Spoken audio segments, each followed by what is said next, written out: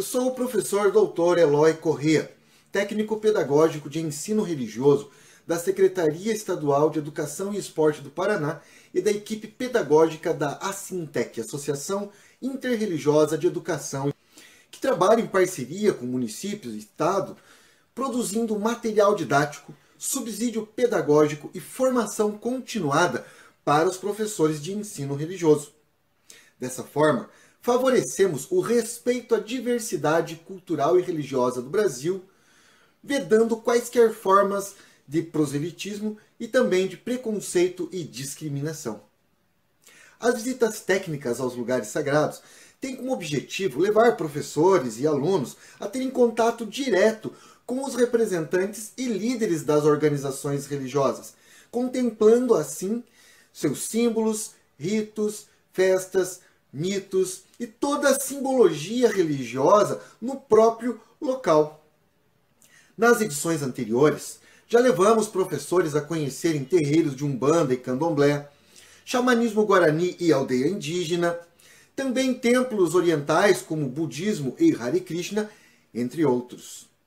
Na visita técnica desta versão, estamos fazendo no modelo de tour virtual, por conta da pandemia e da necessidade do isolamento social para não aglomerarmos pessoas, mas também porque entendemos que professores de muitas regiões vão poder ter contato a esse modelo de formação com lugares sagrados e da diversidade que não teriam em suas cidades. Então, se por um lado estamos suprindo a necessidade de formação no momento de isolamento social e pandemia, por outro, estamos chegando por meio da tecnologia em muitas cidades e professores que não atingiríamos fazendo presencialmente na cidade de Curitiba.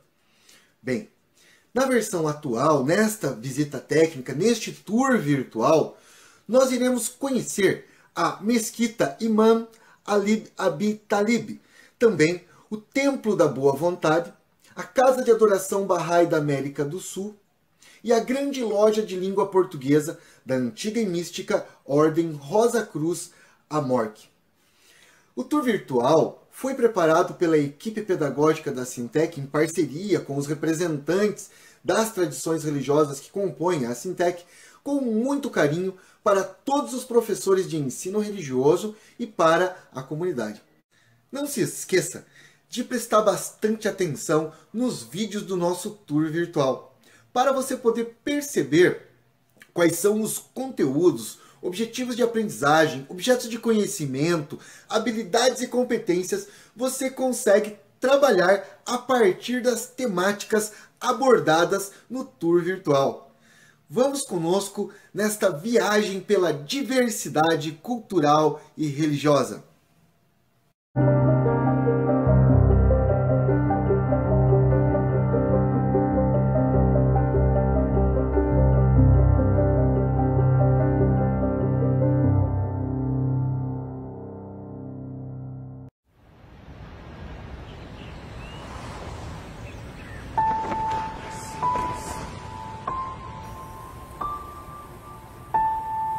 Imagine um lugar onde todos são bem-vindos, a contemplar o silêncio e a agasalhar a alma caminhante. Imagine uma casa de portas abertas, onde a luz aquece a existência e absorve as dores da jornada.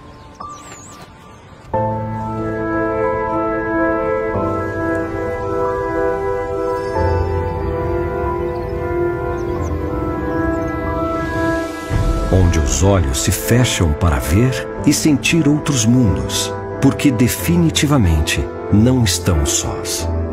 Onde Deus se apresenta em seu trono, a nos impelir à evolução sem receios. Imagine um lugar onde a paz não se esconde e o tempo não calcula o instante do pedido. Onde o coração solta a voz e agradece por seu tesouro mais raro, imensurável. Imagine um santuário abastecido por orações de toda a fé, onde se pode viver o infinito da existência pelas mãos do Cristo vivo universal. Imagine um altar em que a intimidade se abriga e a fonte realiza milagres sagrados. onde a energia pulsa, emana e refaz em todos os tons de cores benditas. Um lugar para sentir-se filho, pelos caminhos sublimes de sua arte, onde a religiosidade demonstra sua face mais legítima, ao desvendar a eternidade da vida, muito além dos mistérios do fim. Imagine um lugar onde até suas pedras conclamam que Deus é Espírito e que somente importa adorá-lo em espírito e verdade.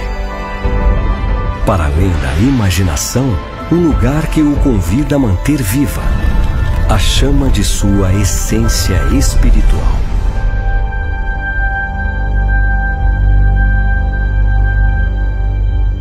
Conseguiu imaginar? Então venha conhecer, pois ele o aguarda de coração aberto. Templo da Boa Vontade, o templo do ecumenismo divino.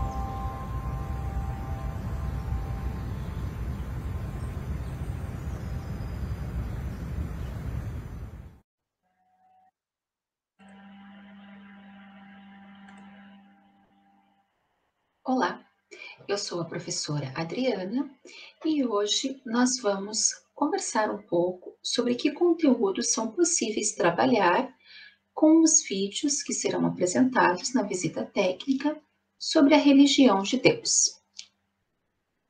Então, nesse primeiro vídeo que nós assistimos, onde foi apresentado o Templo da Boa Vontade, eu elenquei aqui alguns conteúdos que podem ser trabalhados do 1º ao 5º ano. Então, no 1º ano, nós podemos trabalhar os lugares sagrados. Pensando no nosso currículo, o currículo aqui de Curitiba, nós podemos trabalhar a Igreja da Religião de Deus. Temos até uma foto aqui mostrando este espaço religioso para os adeptos da religião. No 2º ano, é possível também trabalhar com o mesmo espaço sagrado, agora identificando esta diversidade, né? No 1º ano, o estudante vai conhecer. Já no 2º aninho, ele vai reconhecer, ele vai identificar este lugar como um lugar sagrado da prática religiosa. É possível também trabalhar o conteúdo alimento sagrado, já que no vídeo, né, aparece a questão da água fluidificada. Então, é possível identificar significados atribuídos aos alimentos sagrados. Então, qual é o significado desta água? Por que ela porque tantos fiéis param próximos a onde tem a água, levam sua garrafinha, isso acontece tanto no templo quanto nas igrejas, porque levam, né? O que tem de significativo nesta água fluidificada? Então, é possível abordar com os estudantes. No 3º ano, nós vamos ampliar este leque de lugares sagrados e vamos trabalhar os lugares sagrados no Brasil. Então, qual é o nosso objetivo aqui? Enquanto arquitetura religiosa, nós vemos na foto que é um templo bem diferente, né? Um templo religioso muito diferente. Então, reconhecer alguns elementos, porque as faces são em forma de triângulos e formam uma pirâmide. Porque tem 7 faces este templo. E também podemos trabalhar enquanto local de peregrinação.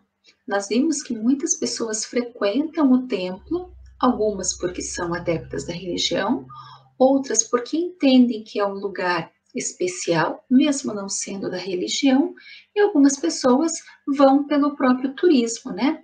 Pela vontade de conhecer um espaço diferente.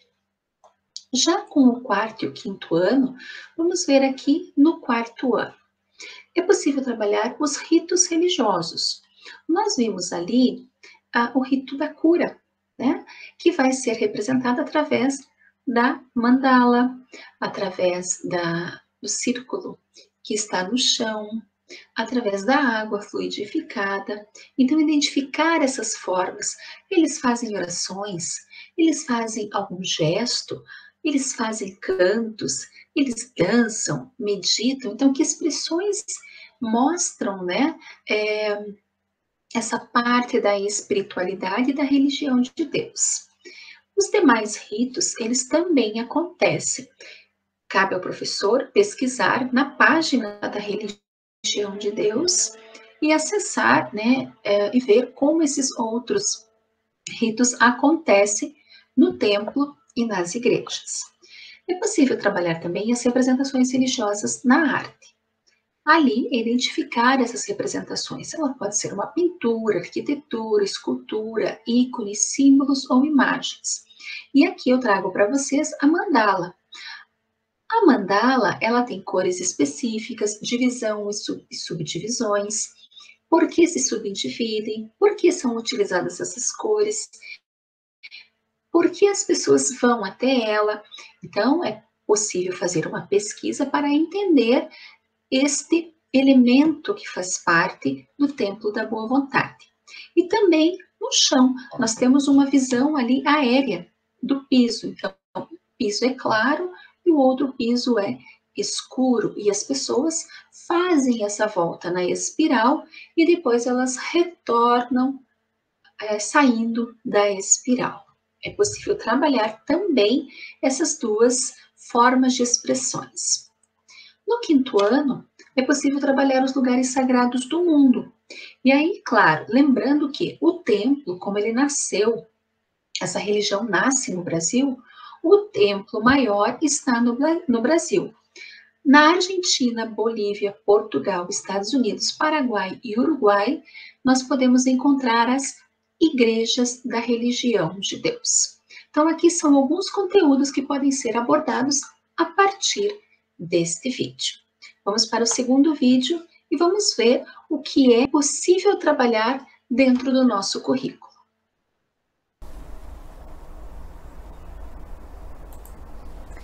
Oi, tudo bem?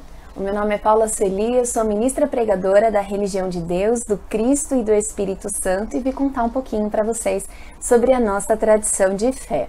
Aliás, para a gente começar conversando, eu trago essa saudação, que é uma pequena e profunda prece. Pequena no tamanho, mas muito cara ao nosso coração, e nós chamamos de saudação legionária. Ela é a nossa afirmação do reconhecimento da presença divina em toda parte, do nosso compromisso com essa identidade fundamental que nós temos com Deus, e o compromisso de trazer no nosso coração sempre vivo o seu amor. Para nós, dizer essas palavras é o mesmo que dizer viva a solidariedade, viva o respeito, viva a justiça, viva o amor entre nós eternamente. Então, ao coração de vocês, a saudação legionária. Deus está presente, viva Jesus em nossos corações para sempre. Bom, nessa breve conversa eu vou trazer alguns dos nossos fundamentos, a começar pelo essencial. Jesus, o Cristo ecumênico, o divino estadista. A nossa tradição existe, a religião de Deus, do Cristo e do Espírito Santo, por causa destas palavras de Jesus, que estão no seu Evangelho, segundo João, capítulo 13, versículos 34 e 35. Jesus, só para situar o que estava acontecendo neste momento da sua vida, né, do Jesus histórico, ele estava para ser preso, crucificado, né? Ele seria torturado e morto por crime nenhum, né? Apenas por se atrever a cuidar das pessoas, elevar a elas o conhecimento da vida eterna, o conhecimento das leis de Deus, lutar para que elas tivessem autonomia, para que fossem vencidos neste mundo todos os preconceitos, todas as formas de segregação e violência. Então ele estava reunido com os seus discípulos durante a Páscoa judaica e disse a eles essas palavras: Novo mandamento vos dou, amai-vos como eu vos amei. Somente assim podereis ser reconhecidos como meus discípulos, se tiverdes o mesmo amor uns pelos outros. Então, nós temos aqui o reconhecimento, né, na religião do 3º milênio, esse é o nosso entendimento sobre esses versículos bíblicos, de que Jesus nos apresentou a lei das leis, quando disse, novo mandamento vos dou. E que mandamento é esse? É o amor. E esse amor, né, que é lei divina, no nosso entendimento, traz em si mesmo o regulamento dessa lei. Somente assim podereis ser reconhecidos como meus discípulos. Ou seja, na nossa visão, para sermos de fato seguidores, aprendizes de Jesus, nós precisamos nos disciplinar e aprender a amar da mesma forma como ele amou. É algo bem ousado e muito raro neste mundo, né? Que a gente ame nessa proporção, nessa forma incondicional, e esse é o nosso exercício, tá? De religiosidade. Toda a pregação, toda a liturgia, todas as nossas práticas de contato com Deus giram em torno desse assunto fundamental, que é aprender a amar com o critério divino que Jesus nos apresentou. Bom, vou trazer brevemente a nossa história, porque inclusive ela se manifesta, claro, nos nossos ambientes sagrados sobre os quais nós falaremos hoje. Nós temos aqui Alziro Zarur, saudoso proclamador da religião de Deus, do Cristo e do Espírito Santo. Ele foi um grande radialista da era de ouro do rádio brasileiro e começou no rádio, né, muito jovem, fez muito sucesso, e ele teve uma revelação espiritual em 1948, no dia 6 de janeiro, e essa revelação, feita por São Francisco de Assis, convocava Alziro Zarur para a missão que ele tinha com Jesus. E ele foi estudar e compreendeu, né, nessa reflexão espiritual que teve. Ele estava como convidado numa reunião da Federação Espírita Brasileira. Ele sempre foi muito aberto às diversas tradições de fé. Naquele dia foi a convite de um amigo a uma reunião da FEB, e lá teve essa revelação espiritual, São Francisco de Assis dizendo em nome de Jesus que era a hora dele começar. Ele saiu dali e passou a madrugada lendo o livro As Florzinhas, de autoria de São Francisco de Assis, e no fim daquela madrugada ele tinha clareza sobre a obra que tinha vindo ao mundo realizar, né? Ele passou um ano fazendo um exercício, né, de reflexão e planejamento, e começou esse trabalho bendito no dia 4 de março de 1949 com o programa A Hora da Boa Vontade. Ele pregava o Apocalipse e o Evangelho de Jesus, e ao pregar esses ensinamentos de Jesus, que vivia com muita clareza a solidariedade, a inclusão, o amor ao próximo, num país com tantas desigualdades, com tantos preconceitos, com tantas crueldades, Alziro Zarur não ficou de braços cruzados. E assim nasceu um trabalho que muita gente conhece, um trabalho que já tem 70 anos de assistência social e educação espiritual ecumênica da Legião da Boa Vontade. A LBV não é uma religião, a LBV faz esse atendimento de inserção educacional e social das pessoas com essa inspiração, né, nascida em Jesus, portanto, de espiritualidade ecumênica, inclusiva, altruística, e a LBV ela inaugura no Brasil uma outra forma de pensar assistência social. Ela é extremamente reconhecida por isso, né? E toda aquela pregação de Alziro Zarur, ele organizou como tradição de fé. Então, quando ele fez os planos da religião de Deus, do Cristo e do Espírito Santo, a minha tradição, né, aqui eu professo, estou aqui explicando para vocês, ele estabeleceu em fases. A primeira delas foi a Legião da Boa Vontade, e na sequência outras duas fases que prepararam a quarta, que é a religião de Deus, do Cristo e do Espírito Santo. Alziro Zarur faleceu. Na nossa visão, ele não morreu. Ele continua vivo, voltou ao mundo espiritual. Isso aconteceu em 21 de outubro de 1979. O seu sucessor foi o irmão José de Paiva Neto, que está aqui também, uma foto dele. Ele é o presidente pregador da religião de Deus, do Cristo e do Espírito Santo, que continuou a obra de Alziro Zarur e ampliou em muito, e nos ajuda a compreender quem é Jesus nessa consideração que eu falava para vocês como o Cristo ecumênico, né? Então, aquele que ama igualmente as pessoas de todas as religiões, inclusive pessoas que não têm nenhuma religião, porque no nosso entendimento Jesus é contrário a qualquer forma de separação, de sectarismo, de exclusão. Aqui tem um resumo da nossa história, né? A religião de Deus, do Cristo e do Espírito Santo remonta ao momento em que Jesus disse essas palavras, né? Amai-vos como eu vos amei. Aqui estão palavras de Paiva Neto esclarecendo sobre o assunto. Jesus ensinou aos seus discípulos que Deus é amor. Seu novo mandamento é o amor divino humanizado. Ora, ao nos trazer o mandamento dos mandamentos, o Cristo fundou a religião do amor de Deus.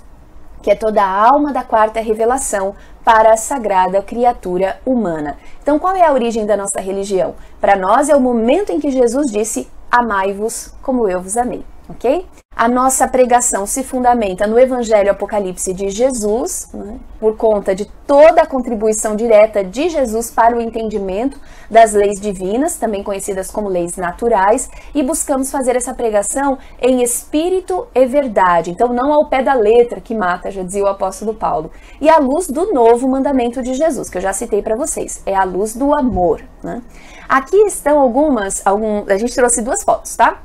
Dos nossos lugares sagrados, né? Então, primeiro, eu gostaria de mostrar para vocês a nossa sede espiritual, que é essa linda pirâmide, que agora no mês de outubro de 2020 completa 31 anos. A sede espiritual da Religião de Deus, do Cristo e do Espírito Santo, Templo da Boa Vontade, foi idealizada e construída pelo irmão Paiva Neto. Ela foi um sonho do saudoso irmão Osiris Arur, um templo para que todas as pessoas de todas as crenças e descrenças pudessem ser recebidas em igualdade. O irmão Paiva fez todo o desenvolvimento, né, o irmão Paiva Neto, que eu já citei para vocês, dessas ideias, e foi construindo um ambiente, que é essa pirâmide, que tem vários ambientes subterrâneos maravilhosos, que um dia a gente pode se encontrar para falar sobre isso, né? E desde a sua inauguração, em 21 de outubro de 1989, o Templo da Boa Vontade acolhe peregrinos do mundo inteiro, de todas as tradições de fé, inclusive pessoas que não têm nenhuma religião, ok? Na foto também, na foto do lado, né, que nós vemos aqui na tela, nós vemos uma das nossas igrejas ecumênicas, que são escolas de iniciação espiritual de portas abertas para todos. Essa é a definição do irmão Paiva Neto. Então, para nós, a igreja é um espaço de aprendizado espiritual.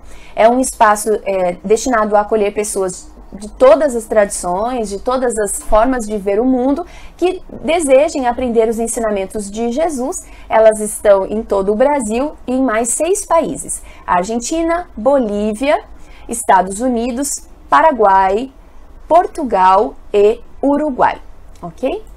Bom, a Religião de Deus, do Cristo e do Espírito Santo tem uma série de espaços digitais onde a gente pode se encontrar para falar mais, né? Eu estou aqui buscando a tela para mostrar para vocês sobre os nossos ambientes e sobre as nossas crenças. Aqui estão alguns dos nossos canais: facebook.com/Religião de Deus, no YouTube o nosso canal é Religião de Deus Vídeos, no Instagram @Religião de Deus, e o nosso portal é religiãodedeus.org. Foi uma alegria conversar com vocês, e ao coração de vocês eu dedico mais uma vez a nossa saudação legionária, num desejo de paz, e que vocês sintam esse abraço divino sobre vocês neste momento. Deus está presente, e viva Jesus em nossos corações para sempre.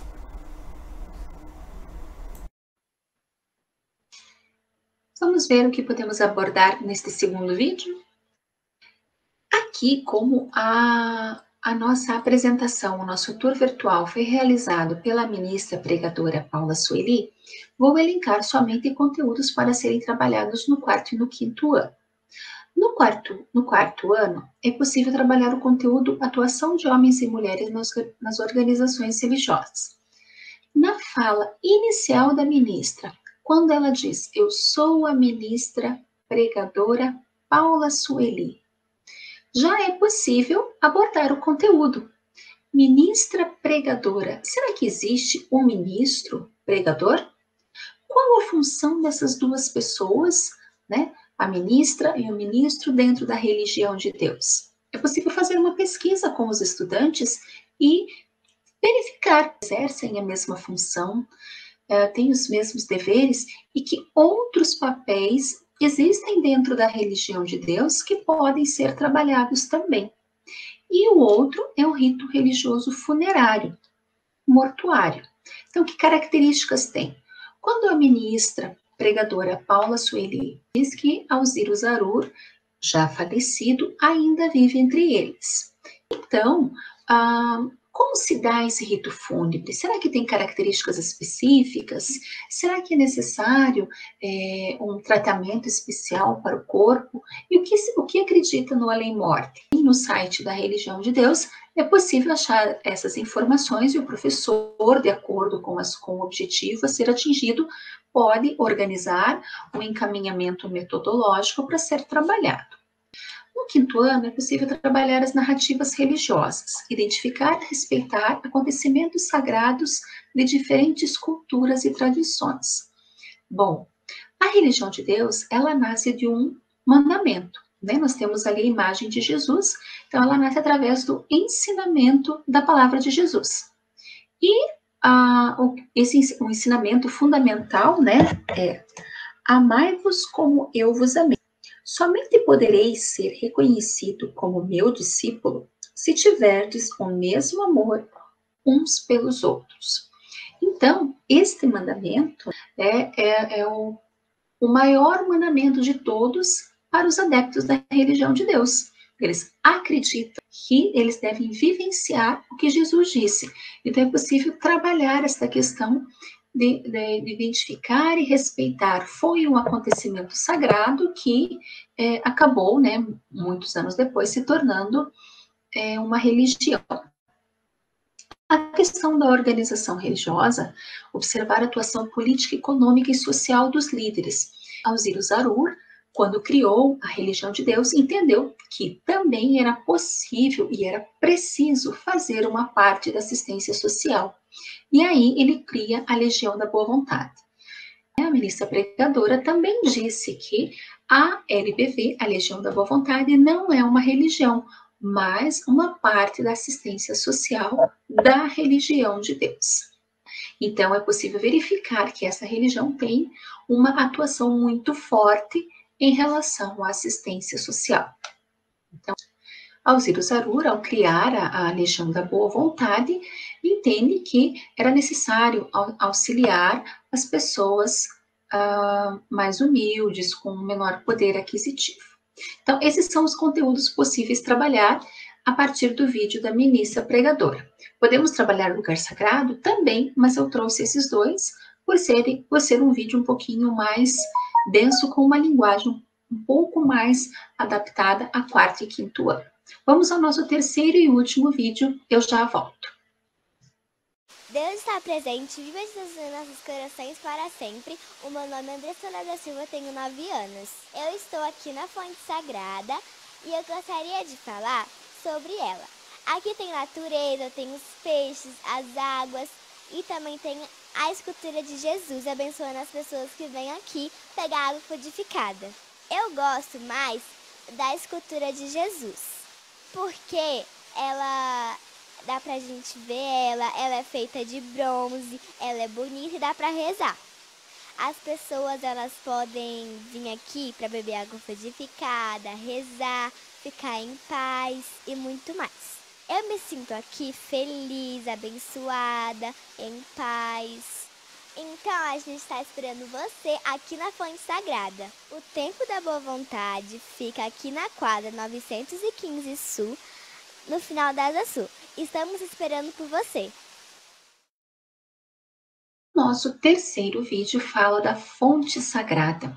E a Andressa vem nos trazer contribuições que, olhando os nossos conteúdos, é possível trabalhar.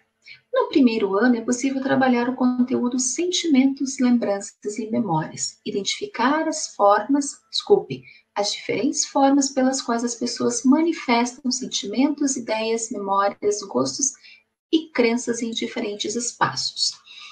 A Andressa, quando fala que ela está próxima à fonte sagrada, ela diz que ela gosta daquele espaço, que aquele espaço faz ela se sentir bem. Então, ela coloca o seu sentimento, né, as suas ideias, o seu gosto de estar ali. Ela mostra o quanto os ensinamentos de Jesus, o quanto a religião é importante para ela e para a família. No segundo ano, é possível trabalhar os alimentos sagrados, exemplificar alimentos considerados sagrados por diferentes culturas. E aqui nós temos a água fluidificada. Então, a importância deste alimento não só para o corpo, mas para a alma, para o espírito. Eu vou ler um trecho que Alzira Zarura escreveu sobre a água. Ora, se Deus criou a água que homem nenhum poderia inventar, e entidade nenhuma poderia criar, então ele pode colocar dentro dessa água o remédio certo para cada um de nós. Duvidar disso é descrer das coisas mais elementares, da lógica dos elementos mais simples. Então vejam que frase profunda falando sobre essa água. A igreja em nenhum momento ela diz abandone o tratamento médico. É sempre recomendado que o tratamento médico e o tratamento da água fluidificada, se a pessoa assim quiser fazer, né, acreditar que realmente tem o remédio certo para ela ali, ela deve fazer. A medicina junto com a religião. No terceiro ano, é possível trabalhar os espaços e territórios religiosos. Então, caracterizar os espaços e territórios religiosos como locais de realização das práticas celebrativas. Então, o próprio templo ou as igrejas.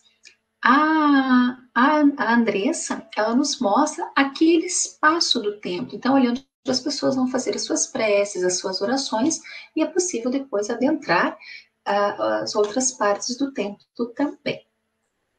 No quarto ano, o rito religioso, rito de cura e purificação, então a importância vai estar ali aliada junto à água fluidificada, as ideias de divindade, reconhecer e respeitar as ideias de divindade das diferentes manifestações e tradições religiosas. Então ali, quem é essa divindade? É Jesus. E eles têm Jesus como seu guia, né? Seguir os ensinamentos de Jesus. No quinto ano, é possível trabalhar mitos nas tradições religiosas. Então, reconhecer a função e as mensagens religiosas contidas nos mitos de criação. Quando a Andressa fala que ela gosta de estar ali porque tem o peixe, a água, as plantas, é possível indagar os estudantes sobre a forma, como esses elementos surgiram, como surgiu a água, como surgiu o peixe, plantas, de acordo com essa organização religiosa. E aí, procurar e ver que mito explica o surgimento desses elementos. Como o ser humano, as divindades, a questão de vida e morte, a natureza, as concepções de mundo. Lembrando que nós devemos trabalhar as 4 matrizes da religiosidade brasileira. Neste momento eu trago um recorte da matriz ocidental, mas é possível trabalhar as 4 matrizes de acordo com os conteúdos, de acordo com a organização do professor, né? Então, não podemos esquecer, não é um único trabalho. Lembrando que a matriz indígena, a matriz oriental e a matriz africana fazem parte da diversidade do povo brasileiro.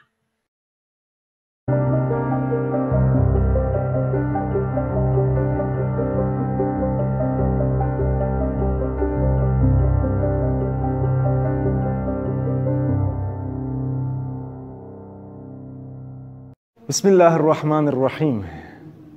Que a paz de Deus esteja com todos vocês. Assalamu alaikum. Eu sou Sheikh Mahdi, o professor religioso da mesquita. Estou com vocês apresentando os elementos sagrados da mesquita. A primeira coisa, ou seja, o primeiro elemento considerado sagrado para nós muçulmanos dentro da mesquita é o nosso livro sagrado, um livro chamado Al-Qur'an. Esse livro que é dividido por capítulos. Nesse livro temos 114 capítulos. Esse livro é em árabe, mas temos tradução para português. As pessoas que não conseguem ler árabe, na mesquita temos livros do Alcorão Sagrado traduzido para português. Todas as mesquitas têm uma parte, como aqueles armários, que os muçulmanos sempre guardam os livros. O Alcorão, o livro das narrativas, das palavras do profeta Muhammad, que a paz de Deus esteja com ele e sua família purificada. O livro da explicação do Alcorão, as histórias do Alcorão e diversos assuntos que nós podemos achar naqueles armários. Todas as mesquitas têm essa parte, que nos mostra a importância do conhecimento no Islã.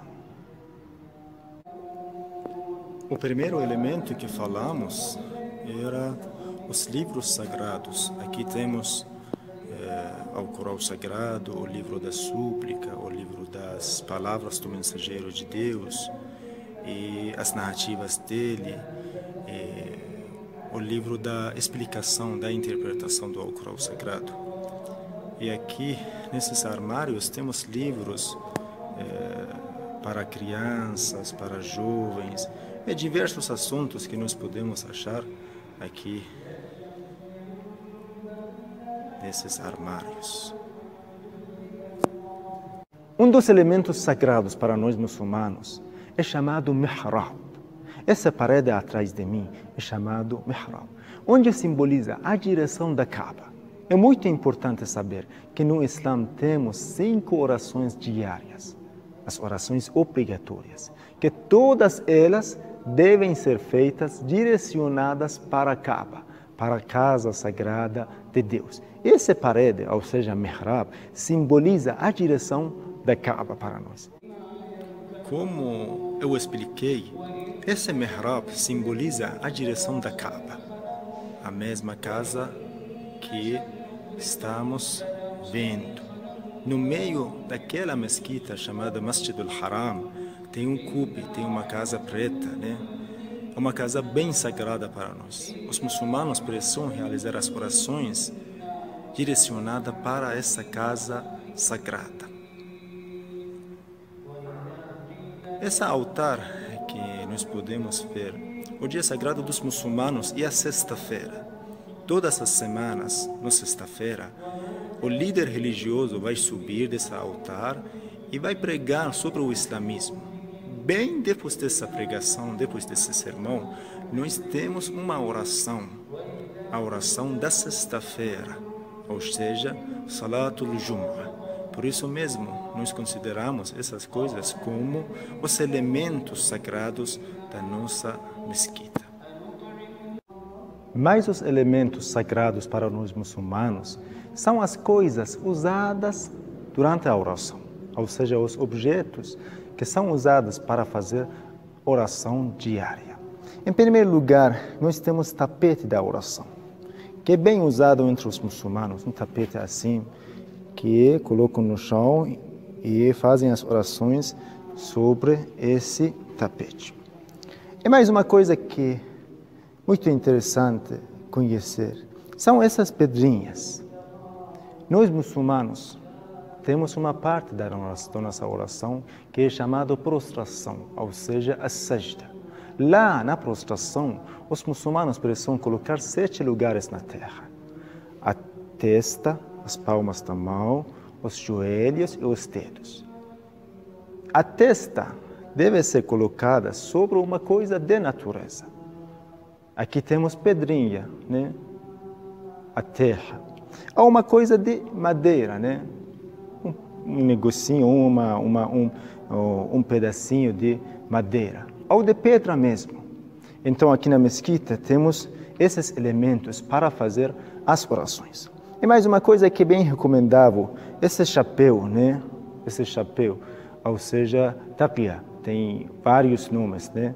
Que os muçulmanos utilizam e colocam sobre a cabeça para realizar a oração. É muito recomendável usar essas coisas. Isso é um rosário, ou seja, masbaha, que nos ajuda, ou seja, facilita para nós contagem das recordações. Por exemplo, temos uma recordação, um tasbih muito recomendável depois das orações, é chamado a recordação, ou seja, a oração da filha do profeta, a recordação, a oração de Fátima. O muçulmano precisa dizer 34 vezes Allahu Akbar, significa Deus é maior. E depois 33 vezes Alhamdulillah, que significa louvado seja Deus. Por fim, 33 vezes glorificado seja Deus, que significa Subhanallah. A gente utiliza esse rosário, tasbih, né? Tem vários nomes em árabe, para facilitar a contagem dessas recordações, dessas orações. Geralmente os muçulmanos, para realizar uma oração, recitam um pouco do Alcorão Sagrado. Por isso nós temos Alcorão Sagrado pequenos, que sempre os muçulmanos têm do lado da tapete da oração, um Alcorão Sagrado pequeno, que é o mesmo. tem os mesmos 114 capítulos. E tem mais uma coisa interessante, o livro da súplica. O livro da súplica que sempre os muçulmanos têm e também é considerado um elemento sagrado para nós. Por exemplo, os dias da semana têm uma súplica especial, né? Os dias da semana têm súplica especial. As noites, por exemplo, a noite de quinta para nós muçulmanos é uma noite muito sagrada. Aqui nesse livro nós podemos achar muitas súplicas específicas para essa noite. Por isso mesmo, sempre os muçulmanos, nas casas, nas mesquitas, têm esses dois livros. E mais uma coisa que é considerado um dos objetos para fazer a oração é uma capa chamada chadur, ou seja, o véu islâmico, que as meninas muçulmanas usam para fazer a oração. Esse tecido, né, vai cobrir todo o corpo da menina para realizar uma oração correta.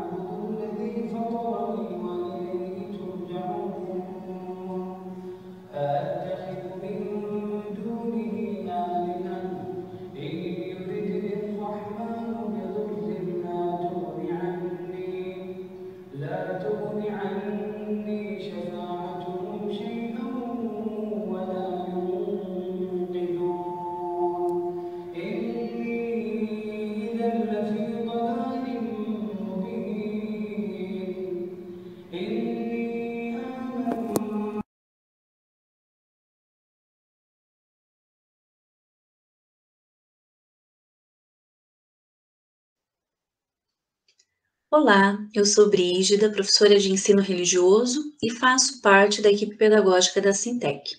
Então, por meio dessa proposta de formação, vamos juntos explorar nessa visita técnica virtual realizada na Mesquita de Curitiba, a Mesquita Imam Ali Ibn Abi Talib, algumas possibilidades de encaminhamentos pedagógicos para as aulas de ensino religioso, com base no currículo da Rede Municipal de Ensino de Curitiba, para os anos iniciais do ensino fundamental, em diálogo com a BNCC, que é a Base Nacional Comum Curricular para o Ensino Religioso.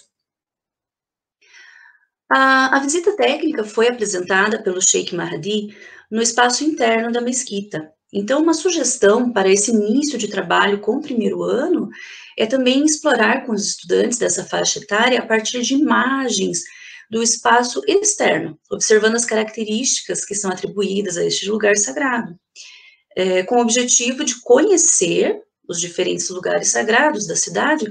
Então, é importante lembrar também de contemplar lugares representativos nas 4 matrizes religiosas, desenvolvendo, de repente, numa sequência didática, por exemplo, apresentando imagens e os respectivos nomes destes lugares sagrados para que os estudantes associem a imagem à palavra, contribuindo assim também no processo da alfabetização. Outra possibilidade de se trabalhar com conteúdo lugares sagrados é a partir, então, desse trabalho inicial de conhecer a partir da imagem dos lugares sagrados, vídeos, visita monitorada, na possibilidade de ser presencial, ou então a visita virtual, que nós estamos apresentando, identificar, então, essa diversidade de lugares sagrados existentes na cidade. Alguns outros exemplos também, ampliando, assim, de forma gradativa para o segundo ano, esse trabalho a partir de situações lúdicas, de forma contextualizada, a partir das experiências do cotidiano desses estudantes. Então, é possível explorar por meio de leitura de mapa, por exemplo, como é o caso aqui do Google Maps, né? Então, localizando ali a mesquita aqui, né, no mapa, e aos arredores, os outros lugares sagrados também, que estão localizados aqui no mapa. Há também a possibilidade de explorar os marcadores, os ícones marcadores de localização desses lugares, observando, então, também os símbolos religiosos. Na mesquita ali, o ícone de localização da mesquita tem o símbolo do islamismo ali, o hilal, que é a lua crescente ali com a estrela, né? No ícone, por exemplo, ali do Templo Evangélico Luterano, da Catedral de Curitiba, o ícone apresenta a cruz, né, como símbolo religioso. Do Templo Hare Krishna, tem ali o símbolo do som sagrado, né, o Om. Do Centro de Estudos Budistas, a Roda da Lei, a Roda do Dharma. E o Centro Israelita, onde fica localizada a sinagoga, também o símbolo do judaísmo. Então, é interessante estar também explorando os símbolos religiosos. Com o terceiro ano, alguns elementos simbólicos da tradição islâmica, que foram apresentados ali durante a visita, são possíveis de se trabalhar com o conteúdo indumentárias religiosas, que é indicado, então, para o terceiro ano, com o objetivo de reconhecer e caracterizar as roupas, os acessórios, os símbolos, como elementos integrantes das identidades religiosas. Então, a própria vestimenta ali do sheik, que o identifica enquanto um líder religioso, né? A tradição ali do uso do véu pelas mulheres, inclusive, para as mulheres que estão visitando a mesquita, também é recomendado esse uso do véu.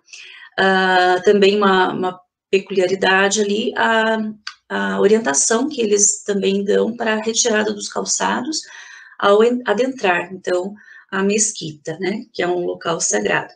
Então, nessas imagens, nós podemos ver ali os elementos ali, alguns símbolos religiosos, dessas vestimentas, indumentárias, acessórios, enfim, e na imagem seguinte, o uso ali, a utilização do véu pelas visitantes, né, pelas mulheres ali, todos também sem o calçado, e a presença do sheik, que é identificado ali também pela sua vestimenta.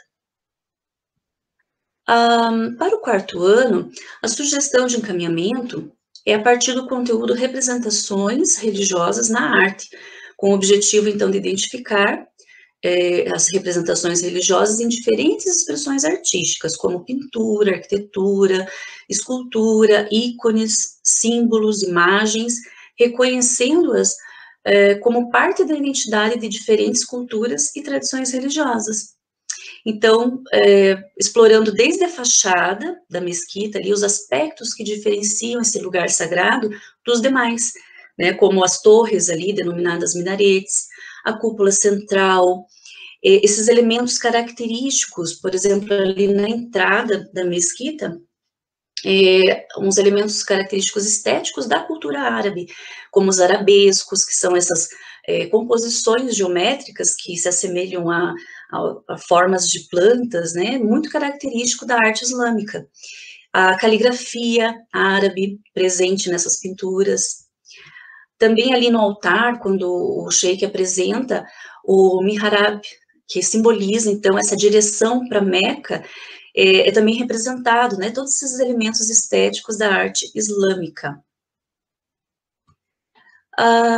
Para o quinto ano e sexto ano, um dos elementos apresentados foi o livro sagrado, o Alcorão. E para o encaminhamento pedagógico, para esse trabalho com o ensino religioso, nós podemos explorar ali a partir dos objetos de conhecimento que abordam as narrativas religiosas para o quinto ano, e para o sexto ano esse reconhecimento do papel da tradição escrita na preservação de memórias, acontecimentos e ensinamentos religiosos, e a valorização, então, dessa diversidade de textos sagrados. Então, nessa visita técnica, ainda foram apresentados, né, outros elementos que fazem parte desse universo simbólico da tradição islâmica e que também são abordados enquanto objetos de conhecimento do ensino religioso.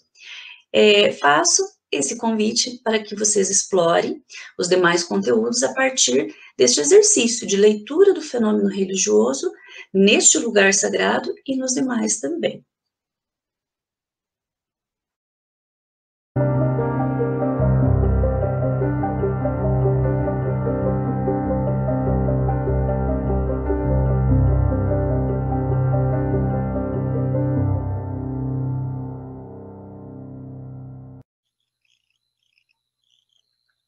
Olá, sejam bem-vindos a essa apresentação sobre as casas de adoração Baha'is, ou também conhecidos como templos Baha'is, ou no original do árabe, Masjid al-Aqsa.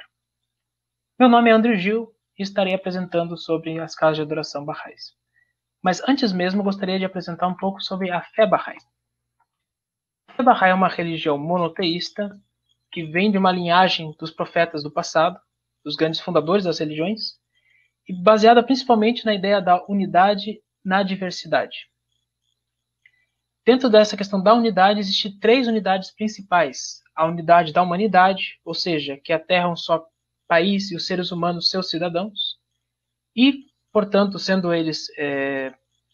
todos nós, no caso, parte de uma mesma nação, de um mesmo lugar, de uma mesma família, de um mesmo grupo, nosso Criador é o mesmo, e por isso a segunda unidade é a unidade de Deus, ou seja, essa essência espiritual é a mesma para todos. E se a essência espiritual é a mesma, temos a terceira unidade, que é a unidade da religião, ou seja, todas as religiões essencialmente são a mesma, estão unidas em termos essenciais, e que Deus, de tempos em tempos, manifesta-se através desses grandes fundadores das religiões, dessas manifestações de si próprio, algumas que até não temos os nomes, para guiar a humanidade em todos os contextos, em todos os lugares, mas, claro, sempre de acordo com as necessidades e a capacidade dos seguidores de cada época, certo?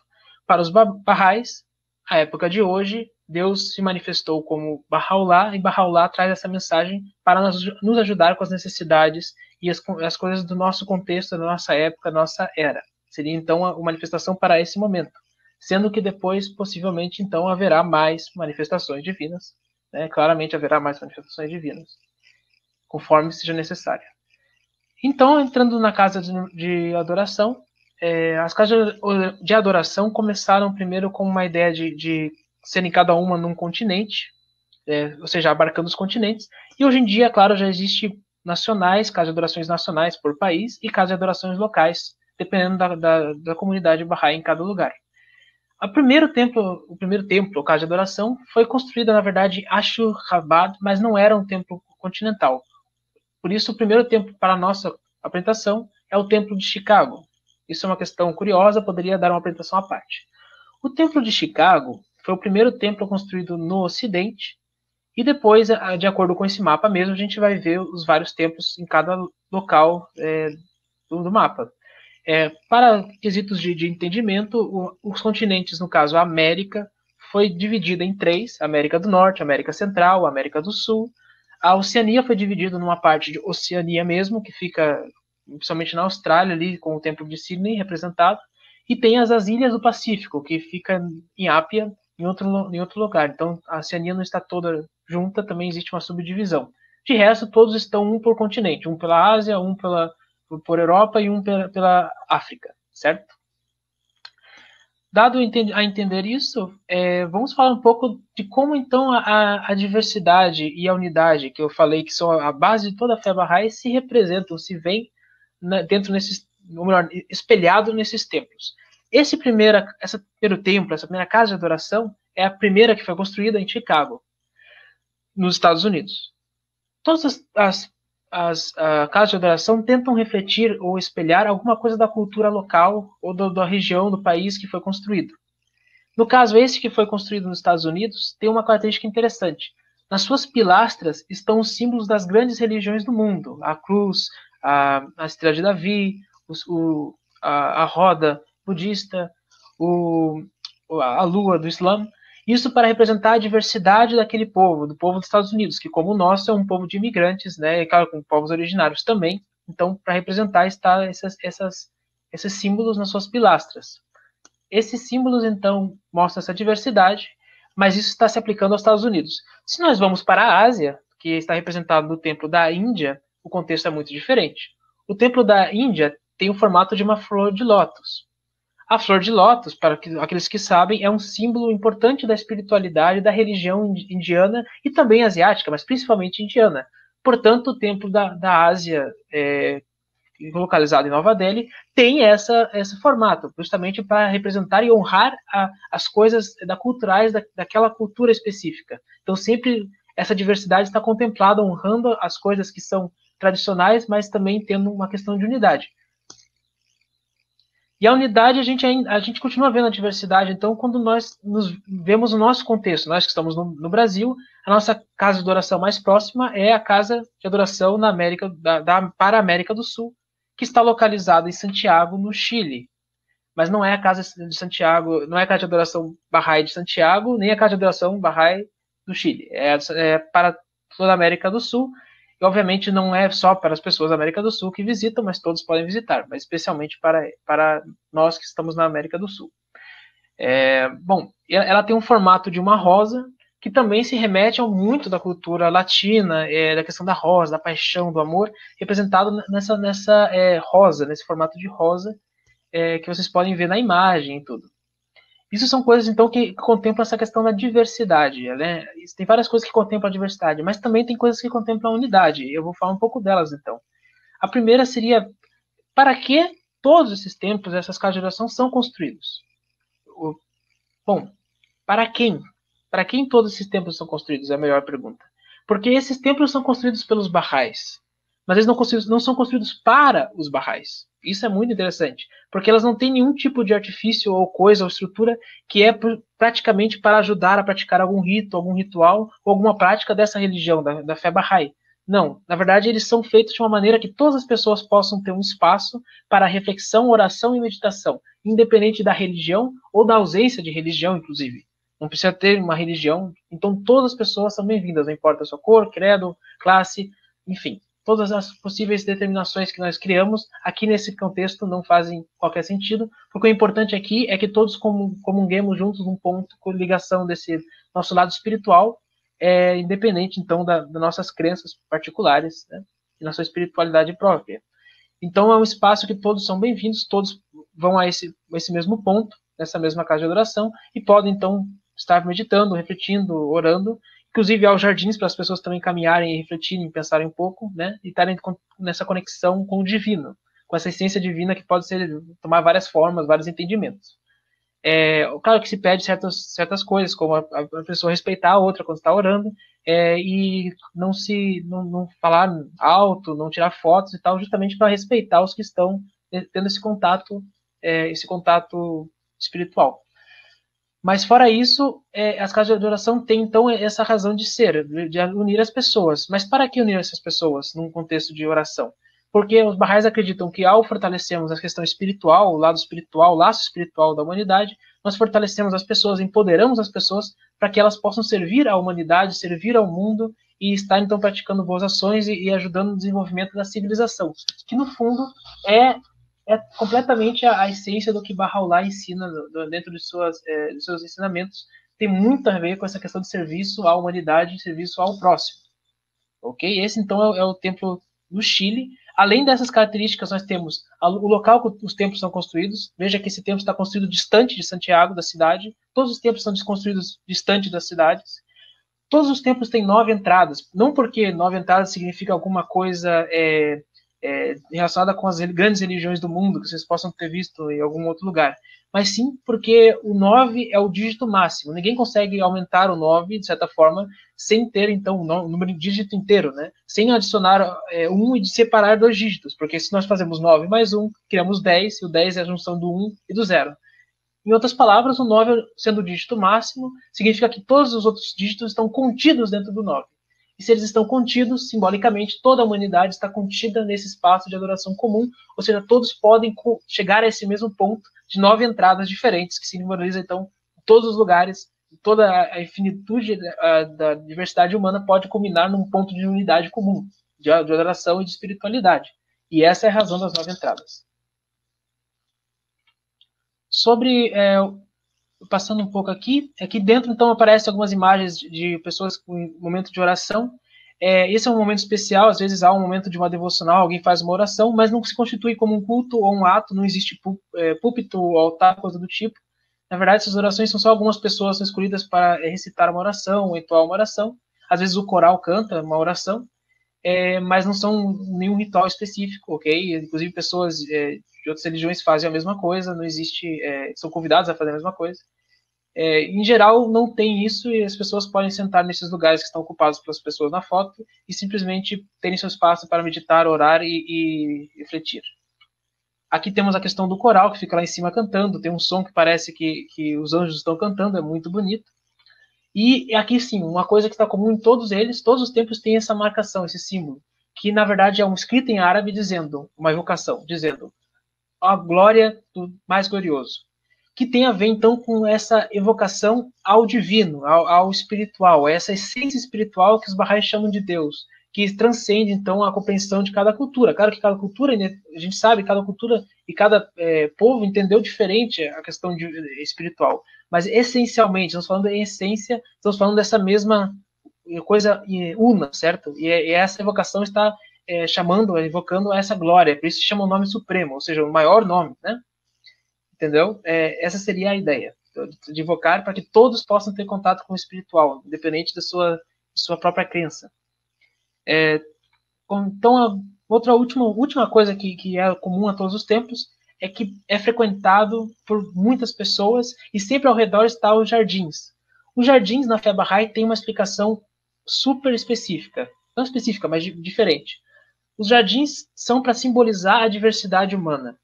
Abdu'l-Bahá, que é o filho de Baha'u'lláh, o manifestante da fé Bahá'í, o fundador da fé Bahá'í, diz que a humanidade é como um jardim, e que a beleza da humanidade é justamente como a do jardim, de ter várias flores, ou seja, vários tipos de pessoas no mesmo lugar, e aquela diversidade é o que faz o jardim bonito, igualmente faz a humanidade bonita. E aqui, por exemplo, nós temos os indígenas Baha'is do Brasil, inclusive, que foram fazer uma conferência específica no templo para dedicar, quando foi feita a dedicação do templo, a abertura do templo. Também outros povos de vários Baha'is de várias origens, que sempre preservam sua cultura própria, né, sua própria espiritualidade, seus traços próprios, mas se unem a essa concepção geral, humana, una, né, de uma visão de um mundo unido, mas diverso, claro. Isso está tão representado dentro do Templo da América do Sul, claro que dos outros também, mas aqui para o nosso contexto, que, como alguns sabem, no Chile, por exemplo, o povo originário mais conhecido lá é os Mapuche. E para homenagear esse povo originário, que é muito conhecido, que é parte importante da cultura chilena, o centro de conferência que tem ao lado do templo recebeu o nome de Queyum, que significa espaço de reunião ou de união na língua Mapuche. Ou seja, isso é justamente para honrar esses laços ancestrais e espirituais das culturas de cada povo. E sempre é assim, os templos sempre têm esse contexto. Nunca é impor, mas sim honrar a origem e essa junção agora com a unidade da humanidade nessa diversidade. Bom, gostaria então de passar para ler uma citação de Abdu'l-Bahá sobre os templos. Ele diz o seguinte sobre eles: os corações puros e radiantes se harmonizam com o Mashur-Askar. Assim, o exterior expressará o interior e a forma indicará seu verdadeiro significado. Com isso, estendo o convite para vocês visitarem este templo na América do Sul, no Chile, principalmente quando passar a pandemia, porque é um espaço para todos, construído para todos, não é para os Baha'is. Realmente os Baha'is sempre frisam isso. Os Baha'is isso não foi construído para os crentes, mas sim para todos, incluindo os crentes, mas não só os crentes, e que não existe nenhuma particularidade lá que se precisa fazer, e não existe nenhuma restrição de quem o pode frequentar. Então, tendo essa invitação, inclusive, estou falando espanhol, e para terminar, eu gostaria, então, esses são os contatos, o contato oficial da comunidade Bahá'í no Brasil, o meu contato, e gostaria de agradecer-lhes imensamente por terem prestado atenção nessa apresentação. Espero que tenham curiosidade de perguntar mais coisas e fiquem à vontade para contatar. Muito obrigado.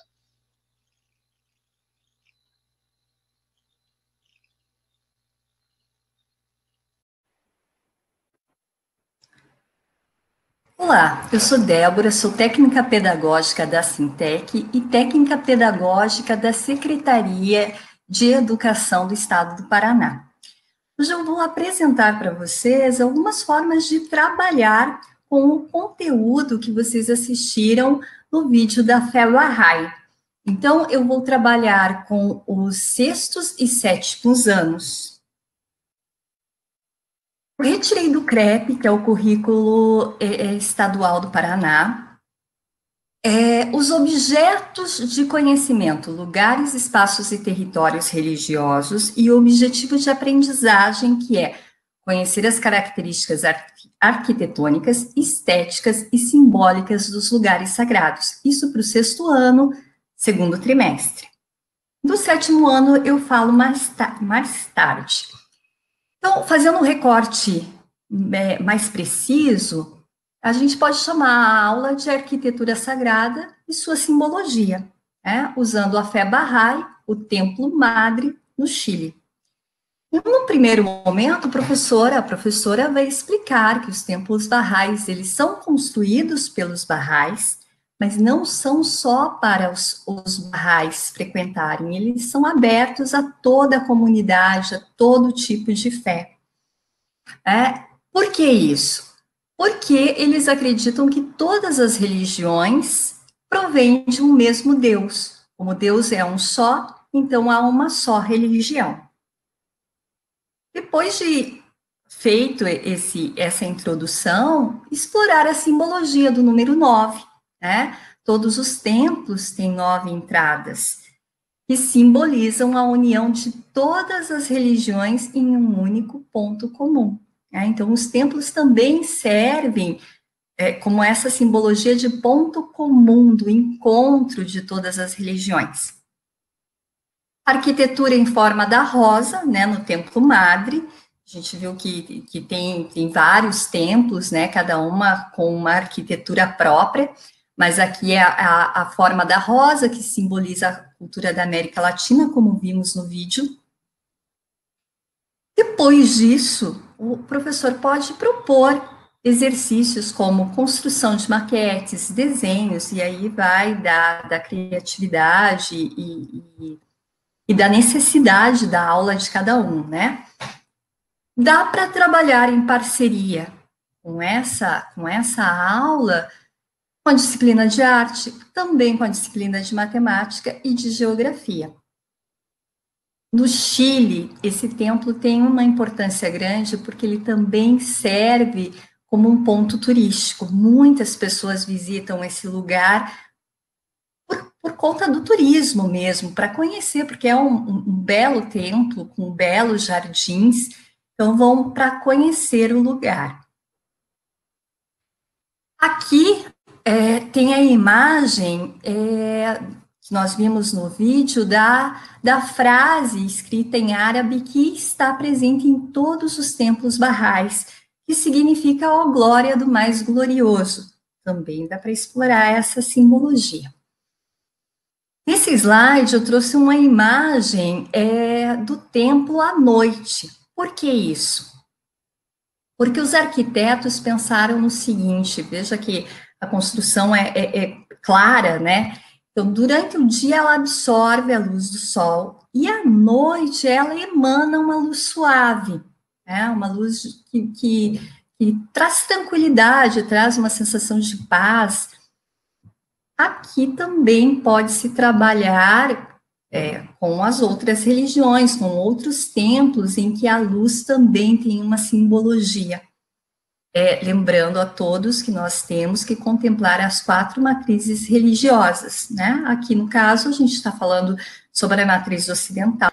É necessário contemplar as 4 matrizes. Então, quando trabalhamos a arquitetura sagrada dentro das 4 matrizes religiosas. Para o 7º ano, os objetos de conhecimento são princípios e valores éticos. E o objetivo de aprendizagem, que está inclusive na BNCC, reconhecer a coexistência como uma atitude ética e moral de respeito à vida e à dignidade humana. Novamente, a professora vão explorar o princípio Bahá'í da união das religiões, explorar a simbologia do número 9, a simbologia dos jardins. Todos os templos Bahá'ís são cercados por jardins, como vimos no vídeo. E o que os jardins simbolizam? Os jardins simbolizam a diversidade humana, pois são as diversas espécies de flores que tornam um jardim bonito.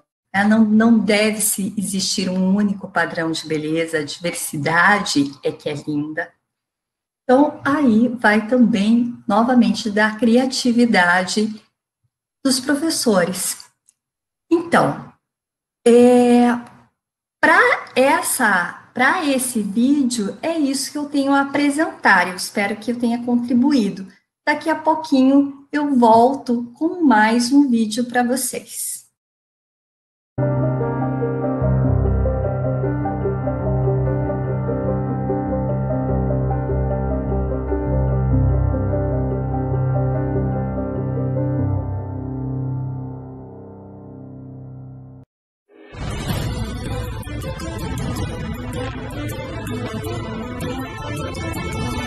Sejam muito bem-vindos ao Pedacinho do Egito, no Paraná.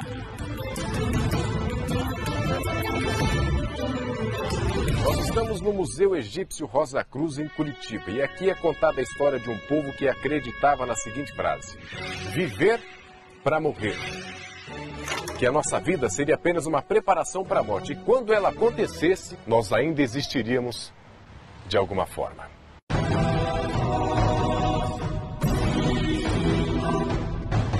Para os egípcios, o indivíduo é formado por 6 partes: corpo físico, coração, sombra, nome, força vital e personalidade. Quando a morte acontece, essas partes se separam. E é somente com a conservação do corpo que a pessoa retoma a sua integridade e tem direito aí à sua imortalidade.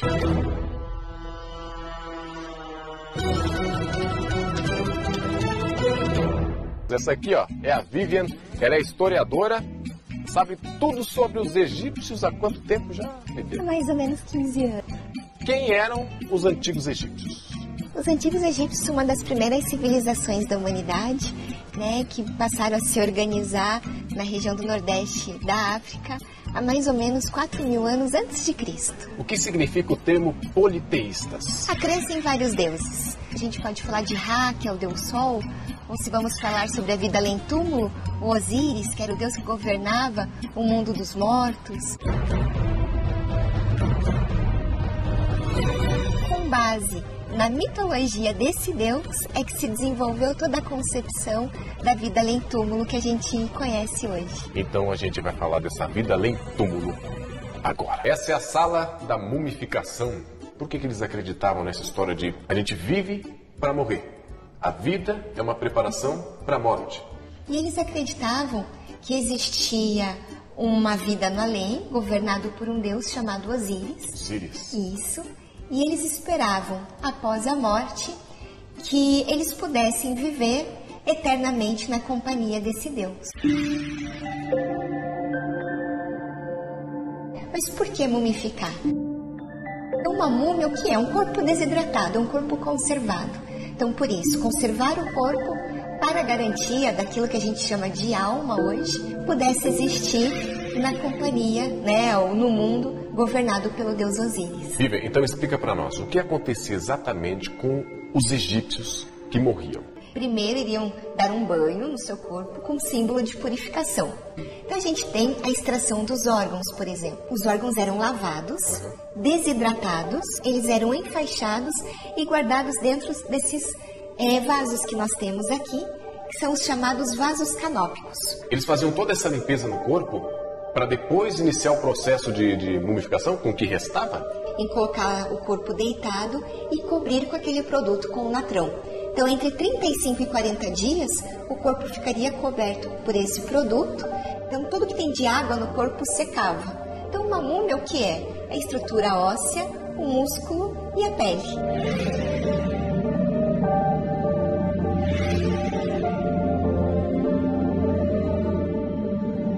A gente pode dizer que os egípcios antigos, para o tempo deles, eles eram um povo já evoluído? Na verdade, eles elaboram uma grande estrutura política, social, econômica, né? E tanto que faz com que seja uma das civilizações mais duradouras, com cerca de 3.000 anos de história. Eu acredito que sim.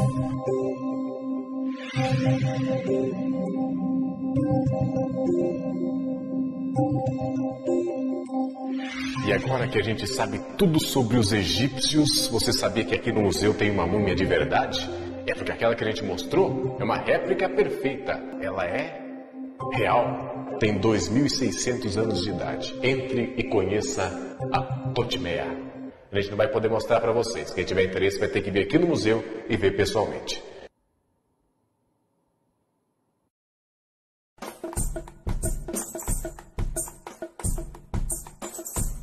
Olá, seja bem-vindo ao Museu Egípcio Rosa Cruz. No momento estamos com a nossa exposição de longa duração, Nascimento, Vida e Morte no Egito Antigo. Essa mostra conta com cerca de 200 peças em exposição. O nosso museu ele é formado basicamente por réplicas de objetos que estão em vários museus do mundo, principalmente no Egito, Europa e Estados Unidos.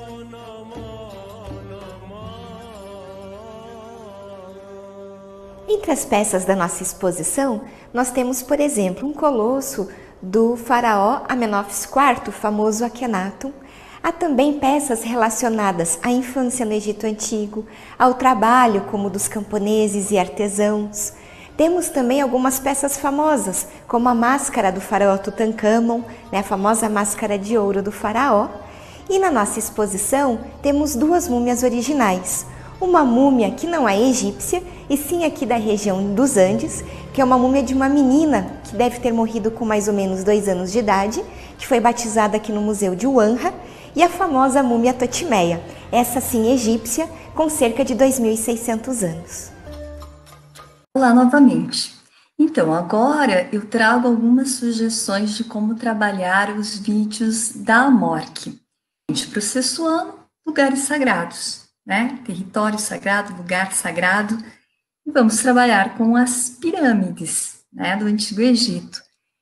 Então, trabalhar a simbologia das pirâmides, que elas eram túmulos dos faraós, que a mais importante de todas elas não a mais importante, mas a maior de todas elas, é a de Quéops, do faraó Quéops, que leva o mesmo nome. Foi construída por volta de 2584 a.C. É uma das 7 maravilhas do mundo antigo que ainda está quase intacta, bem preservada. O formato da pirâmide, trabalhar com eles o formato da pirâmide que representava, ela aponta para o céu, então ela representa a ascensão ao céu. Quanto mais alta a pirâmide, mais próxima do céu ela está, e, portanto, também o espírito daquele que vamos chamar assim, enterrado nela, guardado nela, Os faraós eram considerados filhos de algum deus, portanto, esses túmulos representavam todo o seu poder político e religioso também. A construção era feita para durar. Por isso, as pedras tão grandes, de preferência, elas tinham que durar a eternidade. Por quê? Porque elas guardavam ali o corpo mumificado, que também deveria durar a eternidade, porque acreditava-se que a alma, o espírito, só sobreviveria, além vida terrena, se o corpo estivesse muito bem preservado. Então, além de guardar o corpo, de preservar o corpo, ela também deveria preservar todos os bens terrenos que a pessoa conquistou aqui na Terra, porque acreditava-se que aí ela ia usufruir disso que ela conquistou na vida pós-morte. Elas eram verdadeiras fortalezas, para preservar bem esse corpo, guardar esse corpo e também guardar os bens que seriam usados na vida pós-morte.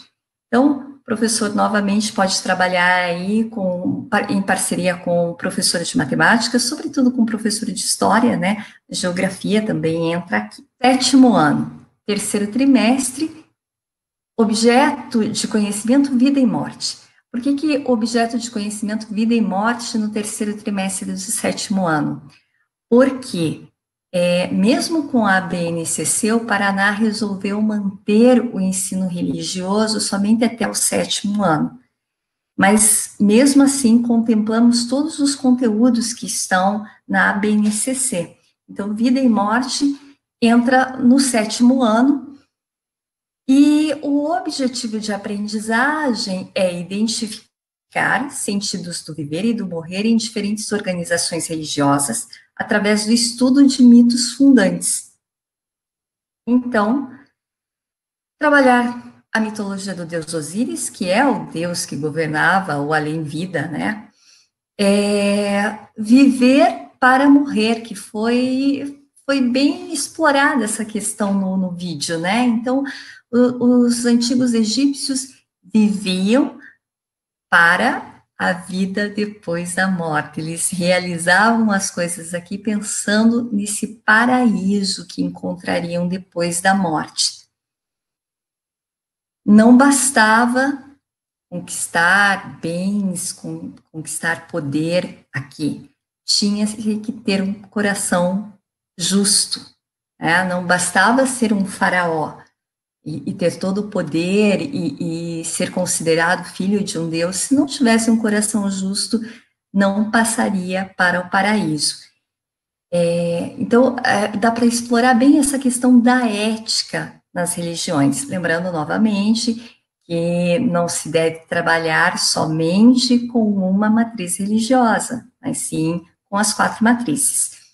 Então, trabalhar a questão da pesagem do coração, que só aquele que passasse por essa pesagem do coração é que passaria para a vida, né, no paraíso agrário de Osíris. Então, explorar essa questão ética.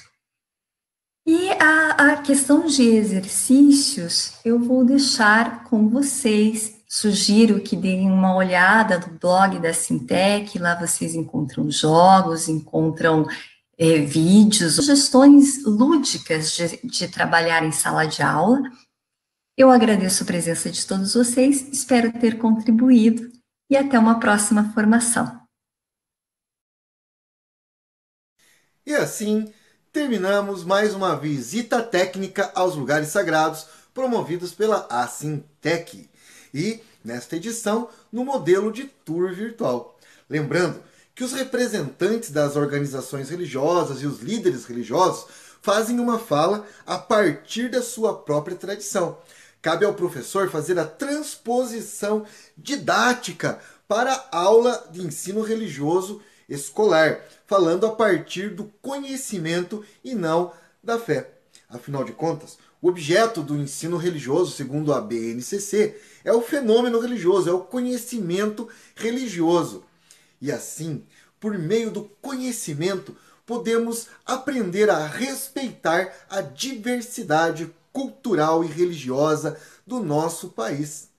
Lembramos que no site da Sintec e no blog da Sintec, com subsídios pedagógicos, você encontra outros vídeos, podendo assim ampliar o seu tour virtual.